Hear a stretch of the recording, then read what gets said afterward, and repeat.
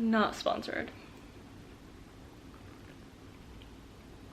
but needed. Hey guys, welcome back to my channel. If you're new here, my name is Olivia. I post videos about lifestyle, business, and beauty, I think is what I've been saying lately. Anyways, hi guys, welcome back. Some of you may have or may have not noticed that I've taken a little bit of a hiatus from YouTube this month, and I'm kind of just gonna use this video to give you guys a life update, what I have been like dealing with, going through the past month, and some other exciting things that have also been happening. So, kind of dreading making this video because it's obviously like hard to talk about, but I'll give you guys this like scenario. Basically, a friend of mine passed in August 3rd, and he was like a really close childhood family friend, someone that I would consider a brother because we were in diapers together, and he was like literally my first best friend. His name is Justice, and he passed in August.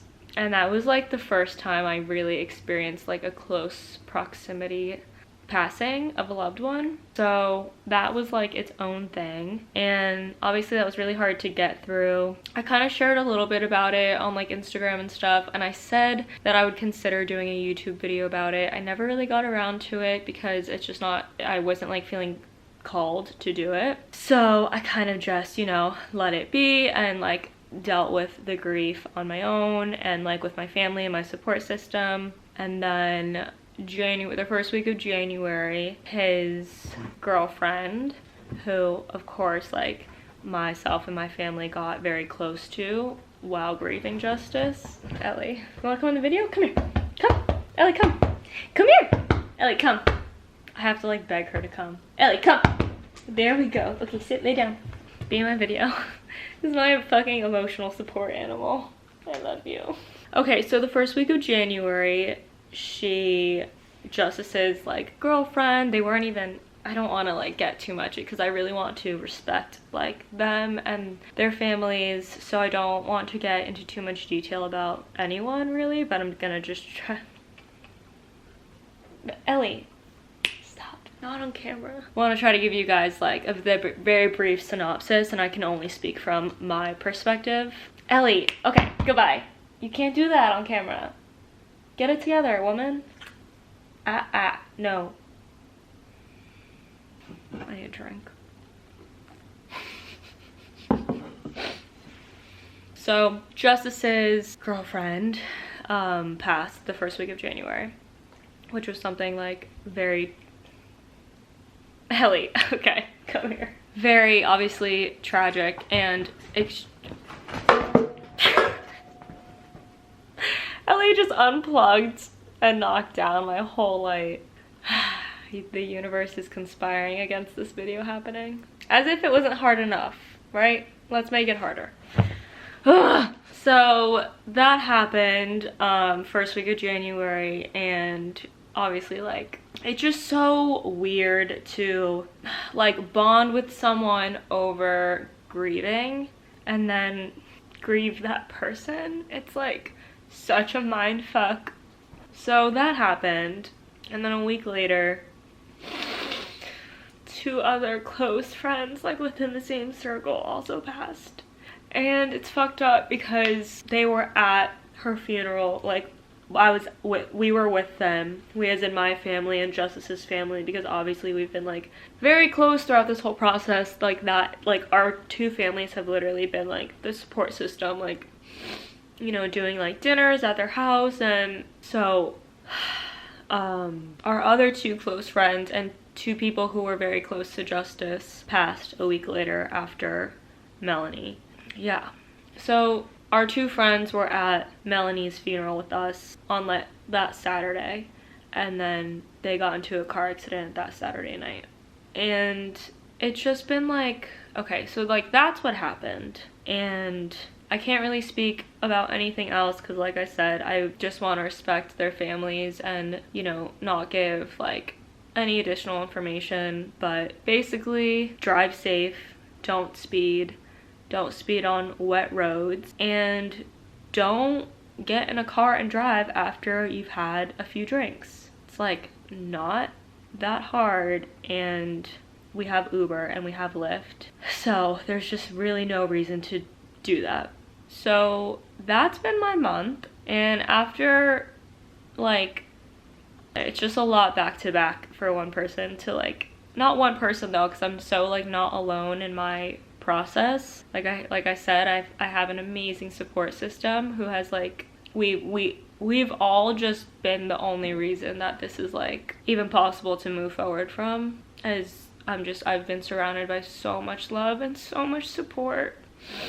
And if you've reached out, thank you so much. It means the world to me. I'm doing better now. Of course, there's, like, hard days, but it's, like, something I'm so unfamiliar with. I'm 26 years old. I've never really experienced death like this to this degree. And then to experience it, like, so much back to back is just a lot. So after everything had happened, like the last accident, I literally could not work. I could not do anything. My family was really involved in the funeral and celebration of life process for my friend Julia. And, you know, we just wanted to be, like, Julia was such a big part of healing for a lot of us when Justice passed, because Justice and Julia were very close too. So we, like, felt it was the right thing to do and wanted to, just out of love and honor, to kind of step up and help Julia's family with planning and the GoFundMe and things like that. So yeah, that's that. It's been quite shitty, I'm not going to lie to you guys. But basically I took that week off because, like, even just answering a text was so hard to do. It was like, I just had to completely mentally prepare for that. Like, any next thing I did, I was like, okay, brush your teeth. Mentally prepare to brush your teeth. Okay, take a shower. Gotta mentally prepare to take a shower. It was just like, everything was just so dreadful for, like, a week. And I'm so lucky that I'm in a place in my career and in my life where I had even the option to take a week off of work. Like, ideally I would have taken the month, but I can't do that. Just because, like, the brand partnerships and everything with mood, like, it would really fall on my business partner Jess, which I obviously don't want that. But I'm so lucky that I was even able to take the week off of work. And I don't know how people grieve without taking time off, because this, like, they weren't even technically, like, they were my friends and not even technically my family. But, and I don't know what the standard practice is for when someone loses a family member, like how much they can take off work. But I feel like that's something I haven't really heard talked about, is, like, grieving and having to work through grief. And, like, I'm so thankful that I could tell Taylor, my assistant, hey, I'm taking the week off. Like, I have to, I can't work this week. And just, you know, telling her too, and the way she stepped up for just, like, our business and our podcast and the projects that we have together was incredible. And I'm so thankful for that, because I cannot imagine going through what I was while also, like, trying to work through that grief. There's just no way. So it's been, like, 3 weeks since everything happened, and I'm kind of, you know, I am getting back to work, and slowly but surely I got back into posting and stuff. And it was just a really hard way to start the year, guys. I'll be honest. I was, like, so excited for Tyler's coming home. Hi, YouTube. Hi, Ellie. Hi, Olivia. Hi, Tyler. Hey, guys. We're having a heart-to-heart. Heart-to-heart? Yeah. Anyways, so that's kind of a recap of what the past month has looked like for me. And so, long story short, I'm fat. Long story short, I am doing better now. I feel like work has been really great for me to dive back into, and I feel like work has... Oh my god, I'm Let me just get home for 2 seconds. Okay, so he's joining us for the second half of the video. But to wrap up that first half, yeah, just, you know, what I'm learning about life is finding joy in every day, and that every day counts and every day matters, and we could all die tomorrow.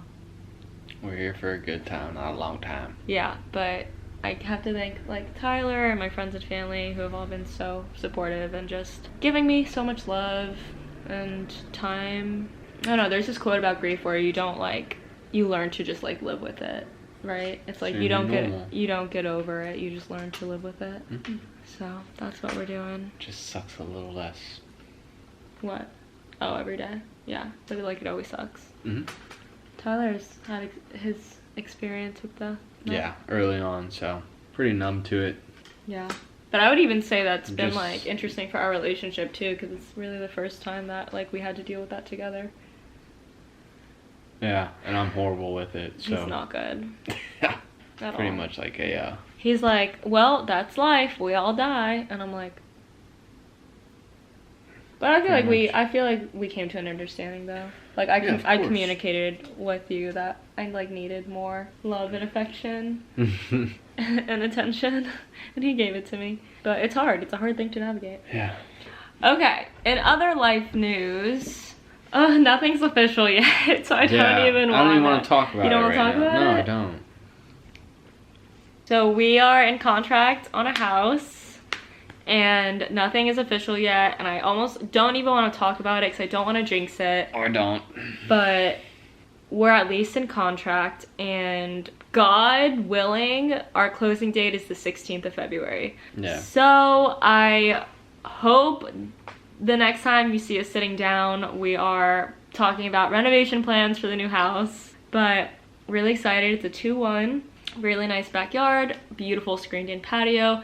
I do wish that we were like getting a 3rd bedroom, but there's enough that I like about the property that makes me like feel like we're not settling. There's also enough square footage on it's the bigger. Floor plan to add things. I mean, yeah, and possibility to do a we're lot. kind of just planning on renovating as we live there, but we're gonna do the floors before we move in. Correct. We're gonna do the floors and then central before we move in. Central AC. HVAC. We already have that scheduled out, and then yeah, God willing, we fucking move in. Yeah, we're just gonna have this one as like a long-term flip. So yeah, and last time I like updated you guys, we were debating if we wanted to sell the duplex or keep it and rent it out, like keep it as a rental property, and we decided that we're gonna keep it. Yeah, because of rental rates. Based on the rent that we can get, which is way higher than what we thought we could get for this place. So we've been doing showings. We had 2 today actually,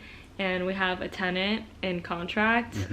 Who knows if it'll still be the same one by the time we close. But yeah, I'm really happy that we came to that decision, because that was like kind of stressing us out for a little bit. Yeah, a little bit. If we should sell or keep, and everyone you ask has a different opinion. Like every single person you ask, literally, no matter how like long they've been in the real estate industry, like everyone just has a different opinion on the market right now. Every single one of them. And like what you should do. It's crazy. But I'm really happy with our decision to keep it. And I think we're gonna try managing it either ourselves for the first few months and then looking into a property management company. Yeah, it's tough. We're gonna be so close, it won't hurt to manage it ourselves, but at the same time we want to automate it. Yeah. So we don't want to have to take care of everything, collect rent, check a clogged toilet, a clogged bathroom. It's just I'd rather pay to have someone else deal with it.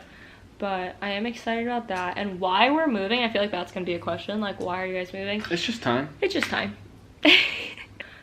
So yeah, other than the house, I also, like, kind of a random, but definitely like a life business work update. I got a work phone. So that's exciting. It's something I've, like, been thinking about for the last few months, and I finally decided to pull the trigger. So I have my personal phone and my work phone, and I'm really excited about it because I feel like it's gonna, I realized I needed to do it because like the content, the amount of photos that like I take on my phone is insane, and the videos, so like the storage and the content was just getting too like messy on my phone, between like family photos and me and Tyler photos and just like normal life photos, and then all of like my brand collaborations and partnership content and a lot of videos too. And I just feel like it was such a good move. I was like, more and more, I was like, okay, yeah, I think it would be worth it. So I pulled the trigger. I'm excited about that. I'm excited to have just like better like work-life boundaries. I think it's gonna be really helpful for that. Like I can tell it already is. Because now I can like go to sleep and like have a phone with me and not feel like I'm, you know, in case of emergency I don't have a phone, or like whatever, I have the time, like I use it for the time all the time, but I can know that I'm not getting like inundated with like work stuff, Instagram stuff. Like I don't have any. I took off all my social media on this phone. So this phone is literally like for calling, texting, maps, music, like, you know, personal photos, and then like just other random stuff here and there. And then this has like all the social media on it, and it's been really good. Like I feel super good about the boundaries and like separating the conversations too, because my text messages were getting like bombarded with work, and then I would like end up neglecting like my family's text messages. So like I would end up not responding to my dad or my brother or like anything like that. Like I have to update you guys on something else too, but that's gonna be a whole other video. If you listen to my podcast, if you know, you know, but I'll do another video about that. And yeah, I'm excited, and I'm happy to be coming around. Like I'm on the other side of this like really dark time, and I know I'm not out of the woods yet.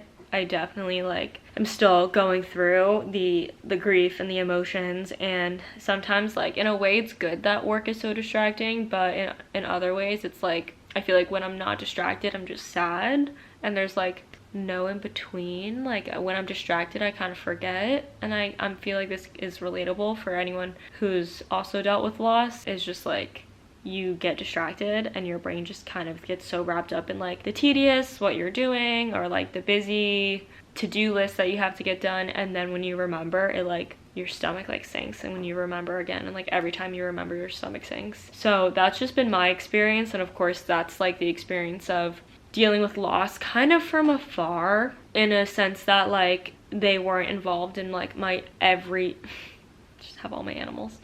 They weren't involved in like my everyday daily life. That is for sure so much harder because there's so many more reminders of them. So yeah, it's just been a really interesting process. I read I've been reading a lot.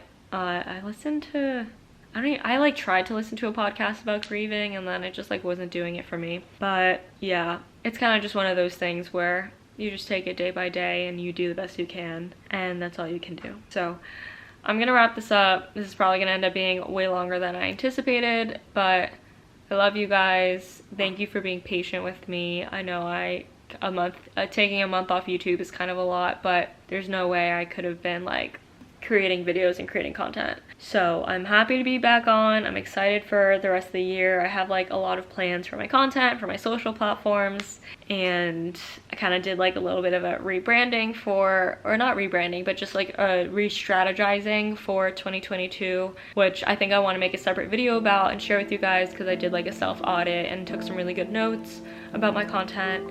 And yeah, I'm gonna wrap this up. Love you guys so much, and I'll see you next week for another video. Bye.